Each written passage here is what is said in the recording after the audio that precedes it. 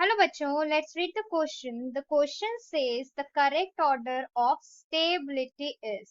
Okay, so यहाँ पे हम सबसे पहले लिखेंगे की कॉन्सेप्ट. तो की कॉन्सेप्ट यहाँ पे हमको समझना है सबसे पहले कि stability by hyper conjugation.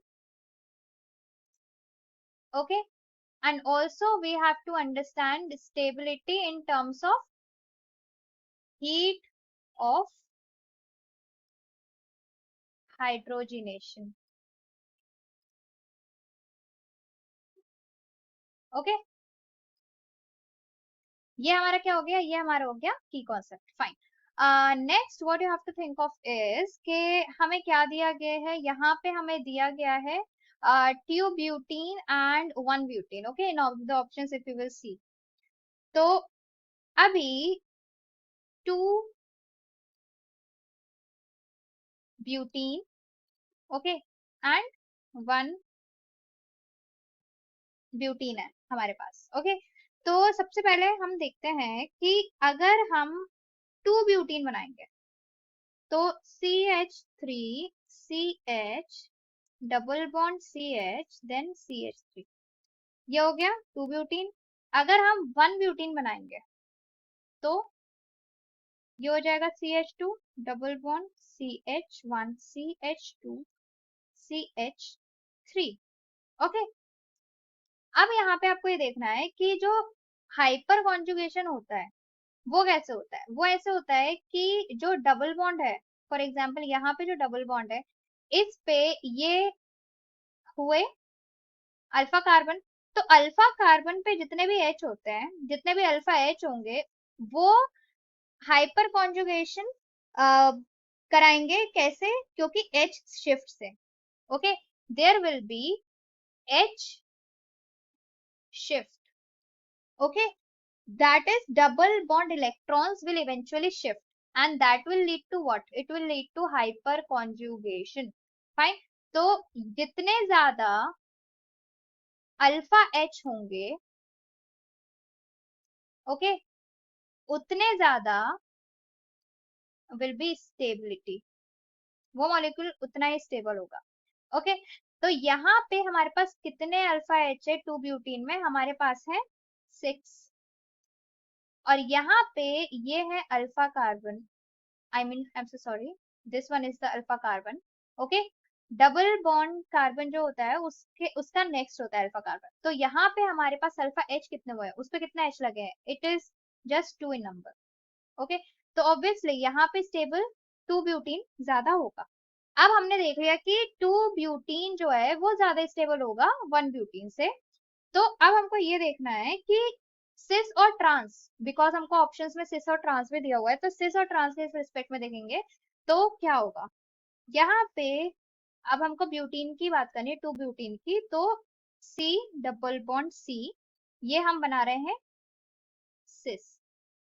Okay, तो ये H और ये H, ये कौन सा स्ट्रक्चर है? ये सिस है. तो यू विल सी कि ये दो bulky groups, these two methyl bulky groups जो है वो एक ही साइड है. That's why there will be so much of steric hindrance. Okay, and that will lead to decrease in stability. Why? Because of bulky groups on same side.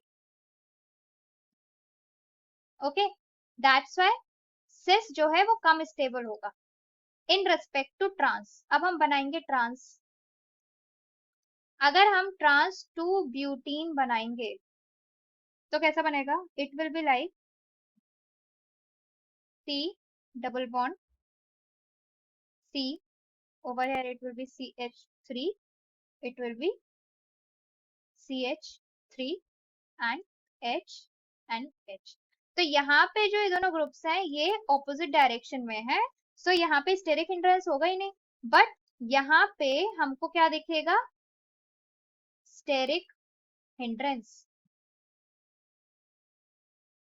इस कारण से ये लेस स्टेबल है and it will be more stable.